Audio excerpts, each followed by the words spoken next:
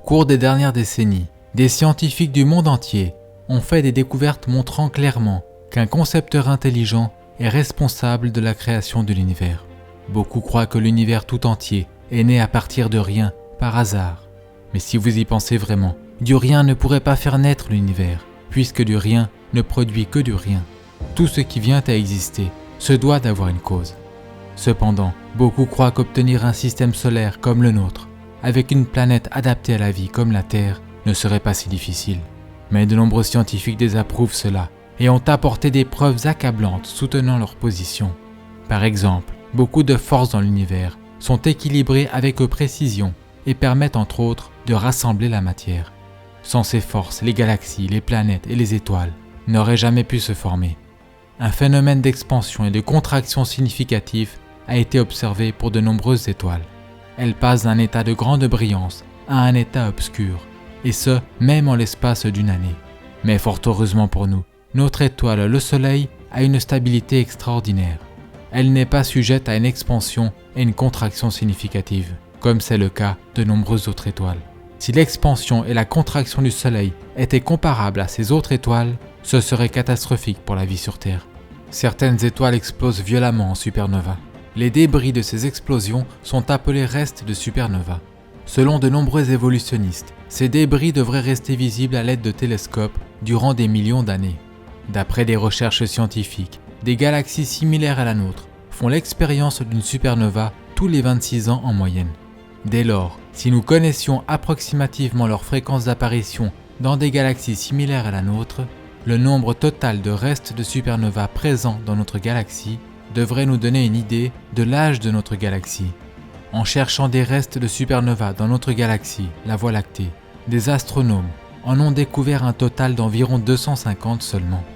Donc, si une supernova se produit approximativement tous les 26 ans, comme nous le voyons dans ces autres galaxies, un total de 250 restes de supernova indique un âge d'environ 6500 ans pour notre galaxie. Ceci est presque identique à ce qui est indiqué dans la Bible lorsqu'elle traite de l'âge du monde. Un nombre si réduit de restes de supernova indique une galaxie extrêmement jeune, qui n'a certainement pas des millions ou des milliards d'années, mais plutôt des milliers d'années.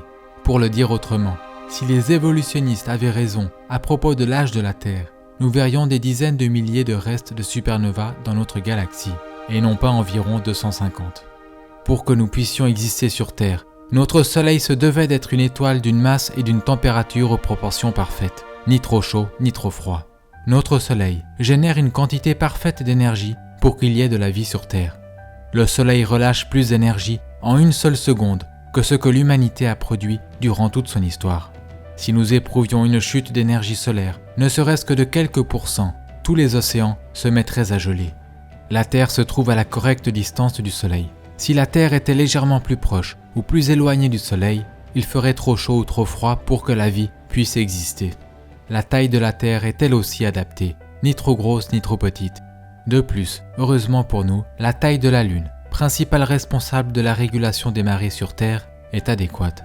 Ceux-ci ne sont que quelques exemples d'une longue liste de facteurs qui se doivent d'être exacts, aussi bien sur le plan cosmique que terrestre, pour que la planète puisse accueillir la vie. Dans beaucoup de cas, si vous altérez quelque peu ces facteurs, équilibrés avec précision, la vie serait impossible sur Terre. Sur Terre, de nombreuses formes de vie sont complètement dépendantes les unes des autres. Des exemples de ceux-ci sont les insectes et les plantes telles que les abeilles et les plantes porteuses de pollen. Si les plantes ou bien les abeilles évoluaient l'une avant l'autre, les deux n'auraient pas survécu. Elles doivent avoir vu le jour au même moment. Les bassins océaniques et l'atmosphère de la Terre ont le mélange exact et le bon équilibre en gaz. Si l'on changeait ces gaz de quelque façon, la vie animale et végétale sur Terre mourrait.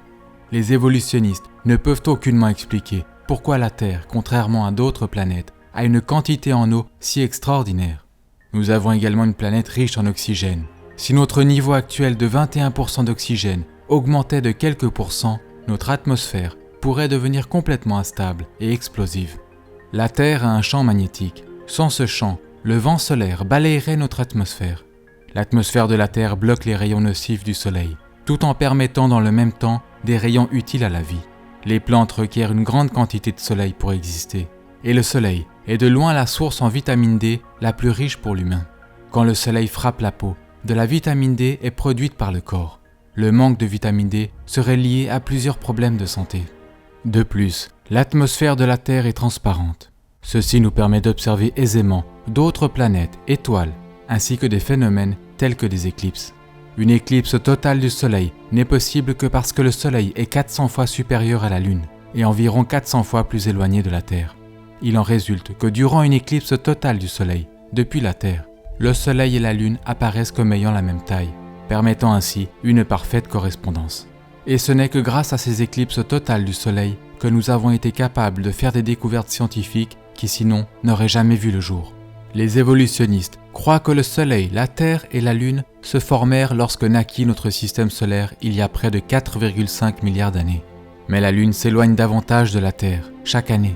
Donc, si la Lune avait été trop éloignée ou trop proche de la Terre au temps où les humains subsistaient, des observateurs sur Terre n'auraient jamais pu observer le phénomène d'une éclipse solaire totale.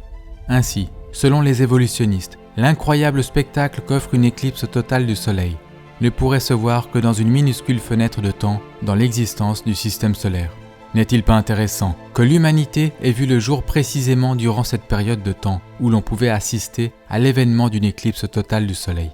Un autre problème majeur pour les évolutionnistes est que la Lune aurait été extrêmement proche de la Terre par le passé.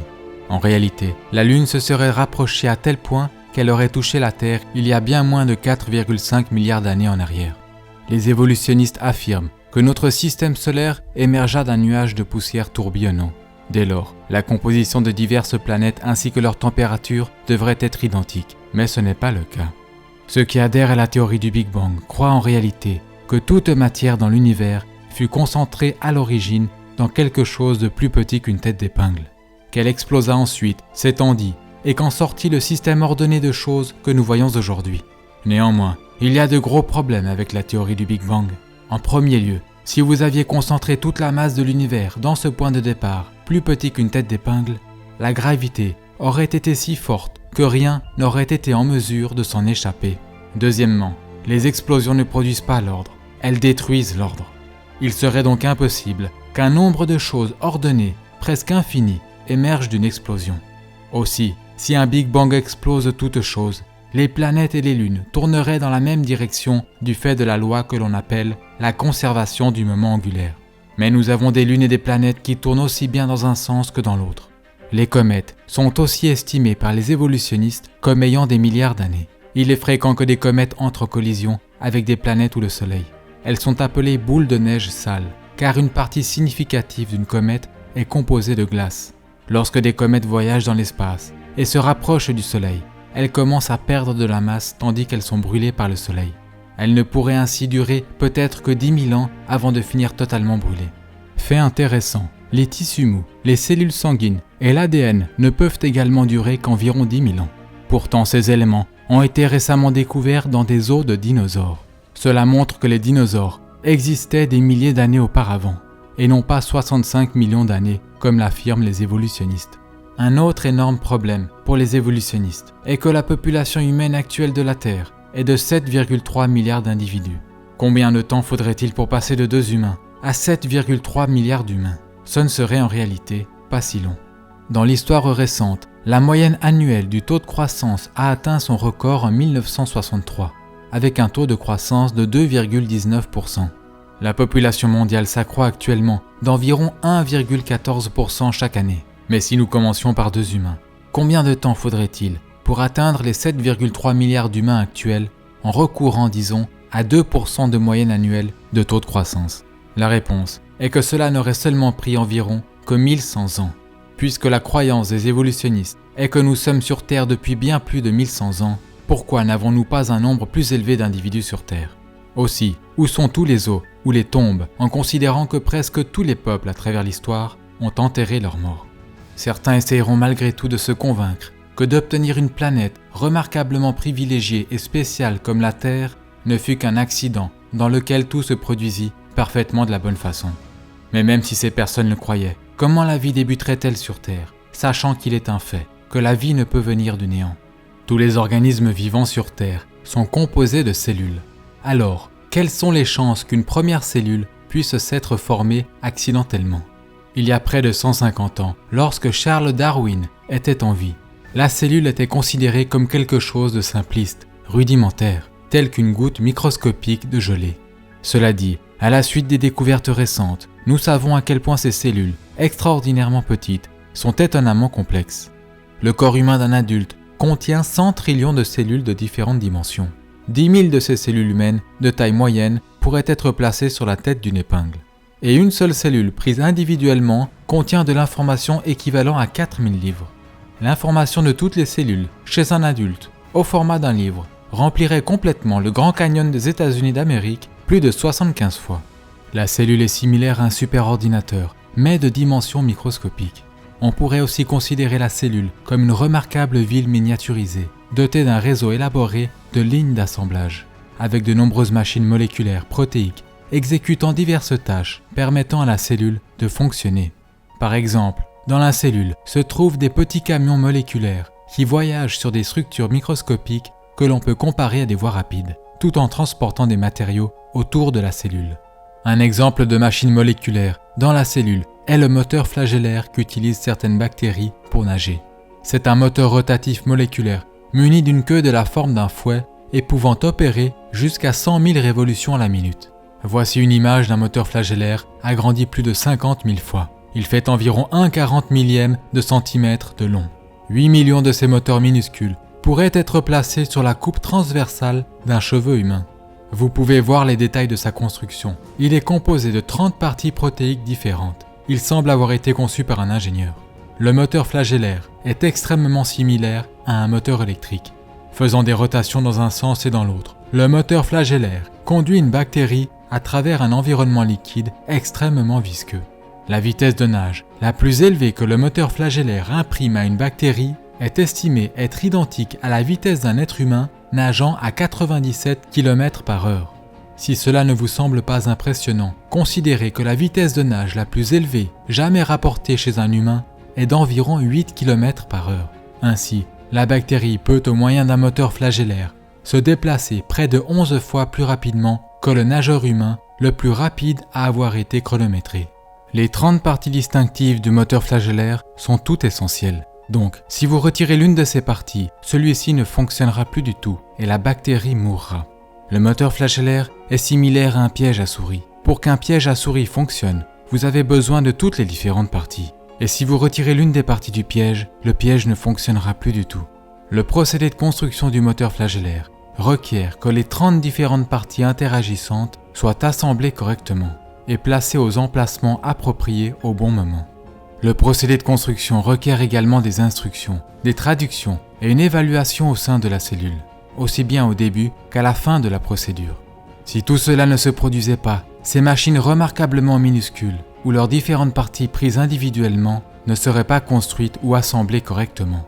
Mais comment ces nombreuses machines ou parties microscopiques seraient-elles où aller et quoi bâtir correctement dans un système évolutionnaire? Elles ne le seraient pas, ce serait impossible. Ces faits réfutent et éliminent l'évolution darwinienne, laquelle est par définition un procédé aveugle, non orienté, sans plan ni but. Les cellules sont composées majoritairement de protéines. Une cellule typique emploie des milliers de différentes sortes de protéines.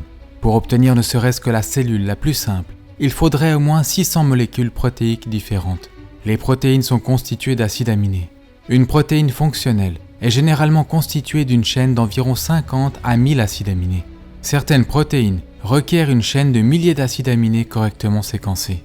Chaque fois qu'un nouvel acide aminé est joint à une chaîne, il doit former un lien chimique appelé liaison peptidique, afin de se lier aux autres acides aminés dans la chaîne. Les acides aminés gauchers et droitiers sont produits plus ou moins à la même fréquence. Mais seuls les acides aminés gauchers peuvent être sélectionnés pour l'utilisation dans une chaîne pour fabriquer une protéine. Les évolutionnistes ne peuvent expliquer la raison pour laquelle les protéines n'utilisent que des acides aminés gauchers. Chaque acide aminé dans la longue chaîne doit également être un acide aminé bien spécifique. Il y a 20 types différents qui peuvent être sélectionnés, et ils doivent être placés dans le bon ordre dans la chaîne pour former une protéine. Les acides aminés sont placés exactement dans le bon ordre grâce à une molécule dans la cellule appelée l'ADN. On pourrait décrire l'ADN comme un schéma directeur, une information codée ou un langage spécifique qui utilise un alphabet chimique à 4 lettres. Les lettres chimiques ou le code de l'ADN sont l'ensemble des instructions destinées aux machines de la cellule afin de savoir comment assembler correctement des acides aminés dans la chaîne pour fabriquer des protéines. Si l'ADN n'est pas présent dès le début, les acides aminés ne seront pas sélectionnés correctement et placés dans le bon ordre. Il en résultera qu'une protéine ne pourra pas se former et la cellule ne survivra pas. L'ADN ne peut pas fonctionner sans la présence d'au moins 75 protéines préexistantes.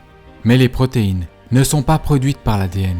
Puisque chacun a besoin de l'autre, les deux se doivent d'avoir existé au même moment, par Dieu. Ce fait élimine l'évolution. Une fibre d'ADN ne fait qu'environ 2 millionièmes de millimètre d'épaisseur. Bien que l'ADN ne soit pas épais et soit extraordinairement petit, déroulé, il est extrêmement long. En effet, si l'on déroulait, connectait et étendait l'ADN de l'une de vos cellules, il ferait plus de 2 mètres de longueur.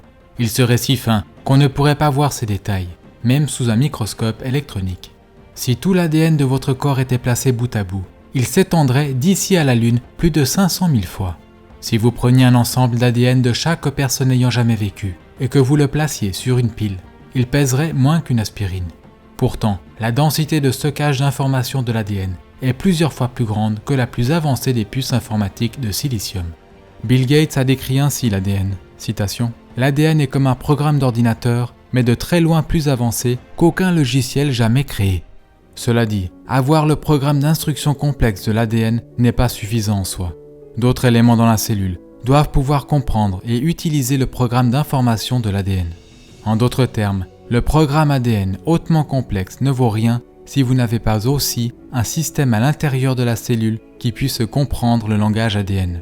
Pour mieux comprendre cela, imaginez que l'ADN soit un disque CD ou DVD complexe. Si vous n'avez pas en plus le lecteur ou le système qui peut le lire, comprendre et utiliser l'information sur le disque, alors le disque ne vaut rien. Par conséquent, d'autres éléments dans la cellule doivent comprendre et être capables d'utiliser le programme d'information ADN afin de bâtir correctement. Sinon, la cellule mourra. L'ADN est capable de fabriquer une copie identique à lui-même. Dieu a aussi programmé l'ADN afin que celui-ci détecte et corrige des erreurs. Il y a une machine protéique spéciale de relecture qui voyage constamment d'un bout à l'autre de la chaîne ADN à la recherche d'une quelconque erreur nécessitant une correction. Si un problème est détecté, des réparations sont immédiatement entamées. Tout ce procédé est remarquablement complexe. L'information contenue dans l'ADN prouve que la vie ne consiste pas seulement de matière et d'énergie. Elle contient aussi de l'information. L'information ne peut venir que d'une source intelligente qui l'y place. Une autre fonction de l'ADN est que c'est le programme qu'utilise Dieu pour construire ce à quoi vous ressemblez, votre couleur de cheveux, votre taille, etc. Comme il a été dit précédemment, le corps de chaque adulte humain contient près de 100 trillions de cellules. Mais à votre conception, vous n'étiez qu'une seule cellule. Ce qui est extraordinaire est que vous débutiez votre existence en n'étant pas plus gros qu'une tête d'épingle. Cependant, toute l'information complexe qui vous a physiquement défini, vous et tous les organes de votre corps, étaient là, contenus dans cette unique cellule. Dans le mois de votre conception, vos yeux, vos oreilles et vos poumons se développent. Des milliards de nouvelles cellules se forment et votre taille s'accroît de plus de 10 000 fois. Peu après les premiers mois, la vitesse à laquelle vous grandissiez ralentit de façon spectaculaire. Si elle n'avait pas ralenti et que votre allure de croissance était restée la même, vous auriez pesé plus de 1300 kg à la naissance. Après 2 mois, vous ne faites que 3 ou 4 cm de long, encore suffisamment petit pour rentrer dans une coquille de noix. Il n'y a pas d'explication évolutionnaire pour l'extraordinaire complexité impliquée dans la conception et la naissance, ou même une raison pour la reproduction en elle-même. Les évolutionnistes croient que les systèmes reproducteurs remarquablement complexes, radicalement différents, mais toutefois complémentaires, de toutes les sortes de vie, se sont développés par hasard, complètement et indépendamment au même moment. Rien qu'une légère incompatibilité dans l'un des deux systèmes rendrait inutiles les deux systèmes reproducteurs, et la vie disparaîtrait. Aussi, comment la reproduction aurait-elle pu se produire au commencement, s'il n'y avait eu qu'un mâle et pas de femelle? Comment y aurait-il pu avoir reproduction en l'absence de système d'organes reproducteurs, lorsque ces derniers, entre guillemets, évoluaient? Selon les évolutionnistes, les humains ont évolué à partir de créatures terrestres, elles-mêmes ayant évolué à partir du poisson. Mais comment le premier poisson aurait-il pu parvenir jusqu'à la terre ferme et survivre en dehors de l'eau? Comment les animaux, les êtres humains, auraient-ils survécu sans avoir d'organes, de côtes et d'autres éléments cruciaux pour la vie, tandis qu'ils évoluaient soi-disant. Notez aussi que pas un fossile de transition montrant une espèce animale évoluant en une autre espèce animale n'a été découvert. Et les soi-disant chaînons manquants, qu'utilisent certains pour prétendre que les singes ont évolué en êtres humains, se sont tous avérés être soit totalement singes, soit totalement humains, soit faux. Les évolutionnistes n'ont également aucune explication pour la conscience ou l'origine du système immunitaire. Par exemple, les globules blancs dans le sang attaquent les mauvaises bactéries dans notre corps. Celles-ci traqueront et prendront en chasse les mauvaises bactéries dans des missions de délogement et d'élimination. Pour agir de la sorte, elles doivent disposer de l'information programmée qui leur permette de faire la différence entre l'ami et l'ennemi. À moins que tout ceci n'était en place et travaillait dès l'origine de la vie, une condition qui écarte l'évolution, les bactéries et autres agents infectieux auraient gagné et nous n'aurions pas survécu. Les évolutionnistes n'ont pas d'explication pour la très complexe et pourtant parfaite précision avec laquelle le corps coagule le sang. Un désastre pourrait survenir si le sang ne coagulait pas au bon moment et au bon endroit. Si le sang se mettait à coaguler au mauvais endroit, par exemple dans vos poumons ou dans votre cerveau, vous pourriez mourir. Si le sang se mettait à coaguler trop longtemps, après qu'une quantité trop importante de sang ait été drainée ou que la plaie n'ait pas été entièrement recouverte, vous pourriez mourir. Si la coagulation sanguine n'était pas restreinte uniquement à la zone de coupe, tout votre système sanguin pourrait se solidifier. L'évolution n'a aucune explication pour la coagulation sanguine. Car comment votre corps saurait-il automatiquement quand et où débuter le processus de coagulation du sang si une information intelligente interne n'était pas présente pour le guider? Et en parlant de sang, quel élément a paru le premier? Le sang ou le cœur qui pompe le sang? La peau a-t-elle évolué avant le sang? Si c'est le cas, comment a-t-elle survécu? La vérité est que pour que l'humanité puisse survivre, toutes ces choses se devaient d'être complètement développées et présentes ensemble, dès le commencement. Le cerveau humain, qui pèse plus d'1 kilo, est l'arrangement ordonné de matière le plus complexe de l'univers. Le cerveau d'un humain adulte contient 100 000 milliards de connexions électriques. C'est plus que toutes les connexions électriques de tous les appareils électriques du monde. À l'arrière de votre globe oculaire se trouve la rétine. Elle fait moins de 7 cm². Pourtant, ces 7 cm² contiennent plus de 137 millions de cellules photosensibles, et toutes sont branchées au cerveau. L'œil humain peut se soigner tout seul et est auto-nettoyant. L'œil a également une mise au point automatique, permettant de distinguer des millions de couleurs. Si votre œil se décalait, ne serait-ce que d'1 degré, vous verriez double. Ces faits ne constituent qu'une partie des preuves qui démontrent que nous avons été créés par Dieu. Et nous trouvons une preuve évidente de la puissance créatrice de Dieu et de son intelligence, non seulement dans la création de l'homme, mais aussi dans l'extraordinaire complexité des animaux et des insectes. Ceci est couvert en détail dans la série de vidéos en anglais, ces incroyables créatures qui défient l'évolution. Certains croient que la complexité de la vie et de l'univers peut s'expliquer par la possibilité qu'une race extraterrestre l'ait créée. Mais croyez-vous vraiment que des extraterrestres aient le pouvoir de créer la Terre? Et qu'en est-il de quelque chose de la taille du Soleil? Plus d'1 million de planètes Terre pourraient tenir dans le Soleil. Le Soleil est également très chaud. Donc, comment les extraterrestres auraient-ils fait pour l'assembler et le construire? Comment auraient-ils fait pour s'en approcher suffisamment pour le construire et s'en écarter rapidement sans mourir après l'avoir allumé? Les conditions en dehors de la Terre, dans l'espace, sont selon les preuves trop hostiles pour que la vie y existe. Par exemple, une explosion prolongée aux rayons cosmiques dans l'espace peut être fatale. Ne serait-ce que les températures extrêmes dans l'espace rendraient pratiquement toute forme de vie soit beaucoup trop chaud, soit trop froid. On y trouve également des gaz empoisonnés, des radiations dangereuses, des explosions gigantesques, des forces gravitationnelles extrêmes et un manque d'atmosphère et d'éléments chimiques spécifiques pour que la vie puisse exister. Or, un grand nombre d'astronomes croient que la vie a évolué sur Terre et par conséquent, selon eux, elle a dû aussi évoluer sur d'autres planètes dans l'espace. Néanmoins, si cela était vrai, beaucoup de races extraterrestres sur d'autres planètes, plus vieilles que la nôtre, devraient exister. Certains d'entre eux seraient de loin plus avancés technologiquement que nous le sommes. Il en résulterait que ceux-ci nous auraient envoyé un signal radio à travers l'espace que nous pourrions capter, où ils nous auraient atteints avec leurs vaisseaux ou leurs robots.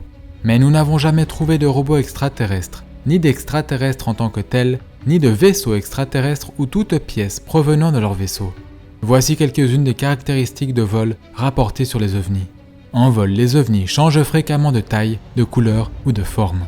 Plusieurs ovnis se réunissent pour fusionner en un seul ovni, et un ovni se change instantanément en plusieurs ovnis. Beaucoup de témoins d'apparitions ovnis ont décrit ces changements instantanés dans la taille et l'aspect des ovnis en disant que les ovnis semblaient être vivants. Les ovnis apparaissent parfois sur des photographies et d'autres fois non. La plupart des témoins d'apparitions ovnis ne rapportent pas avoir vu un objet ou un vaisseau, mais une lumière inhabituelle se déplaçant dans le ciel. Parfois, les ovnis apparaissent et disparaissent instantanément sous les yeux des observateurs et passent à travers d'objets physiques. Ce type de comportement signifie que les ovnis ne peuvent pas être du monde matériel, mais doivent être une sorte de phénomène spirituel. Reposant sur l'activité observée des ovnis, plusieurs ovniologues parmi les plus considérables du monde ne croient plus à présent que les ovnis puissent appartenir au monde matériel. De plus, la plupart de ceux qui prétendent avoir été enlevés par des ovnis ne se souviennent entre guillemets de leurs soi-disant expériences qu'après avoir été placés sous hypnose. Ce qui prouve que leurs soi-disant expériences avec des extraterrestres n'étaient pas réelles. Ces sujets sont traités avec plus de détails dans mon livre traduit en français « Les ovnis, activités démoniaques et canulars élaborés destinés à tromper l'humanité ». Si les extraterrestres existaient vraiment, il ne leur faudrait pas longtemps pour découvrir ce qu'ils doivent savoir à propos des terriens. En conséquent, ils nous auraient déjà envahis, détruits ou se seraient clairement révélés à l'humanité. L'Organisation de recherche pour une intelligence extraterrestre a scruté le ciel depuis des décennies à la recherche d'une vie intelligente, mais ils n'ont jamais détecté le moindre signal en provenance de l'espace qui indiquerait l'existence d'une race extraterrestre. Ceux qui cherchent des extraterrestres ont dit que s'ils détectaient ne serait-ce qu'un signal complexe, celui-ci prouverait qu'une intelligence en est à l'origine. Mais pourquoi ceux-ci n'appliquent-ils pas le même raisonnement et n'emploient-ils pas le même procédé de pensée pour l'ADN ? Ce faisant, ils réaliseraient que l'information complexe dans l'ADN prouve qu'une intelligence l'y a placée. Car dès que vous trouvez une information complexe, elle remonte toujours à une intelligence. Le meilleur livre réfutant la théorie de l'évolution sous tous les aspects de la science, y compris des preuves scientifiques d'un déluge mondial, est le livre Au commencement du Dr Walt Brown. Vous avez aussi la possibilité de visionner le DVD Percer le mystère de la vie. Ma vidéo Création et miracles version condensée est une autre vidéo traitant de la création.